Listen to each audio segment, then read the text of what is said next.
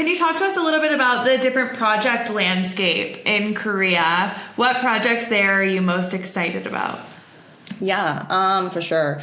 And there's been a ton of validators in the scene. I think a lot of the Cosmos validators are based in Korea as well. Like, because I was starting from the Cosmos Korea perspective, I was seeing from that lens.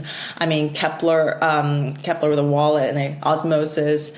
The main team is based in Korea, and Josh Dojmos is a very good friend of mine.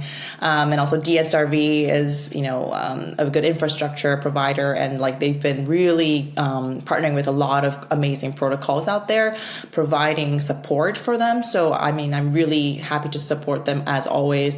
And Jiyoon, who's the founder, he will be a judge at KryptoSeoul. So that should be exciting as well.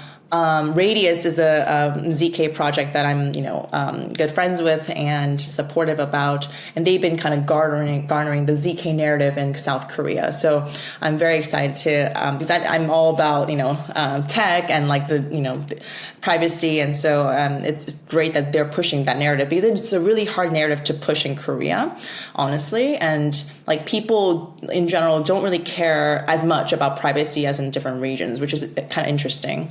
But I think it's really important that they do this. I really support them. Jihoon is also speaking, who's the founder. He's speaking at BitAsia. But trying to really see a lot of infrastructure companies and also like protocol building companies from my lens. Of course, there are many gaming companies in Korea that have their own blockchain teams and that are building on like Aptos or like just Avalanche. Nexon is building on Avalanche, and Polygon. There are many Korean teams in gaming that are building on global protocols. So that's exciting as well. So I think in terms of Korean, characteristics, I think, this nature, like innately, gaming is a very big, expectation is very high on the gaming companies because of the cultural power. The gaming power that a lot of the Korean companies have, right? So that's very interesting to see, and they're like presenting out now, like to the public, which is a very big step forward, because usually before they didn't really get to do that to the Korean public. So they were a little shy, but now they're out there. They're announcing their what they've been building over the years. So that's really exciting to see. Yeah, so like a lot of diverse players in Korea for sure. Of course, exchanges are huge. I don't need to even stress the fact that exchanges are huge. Upbit, Bithumb, Coin1, and they're doing amazing.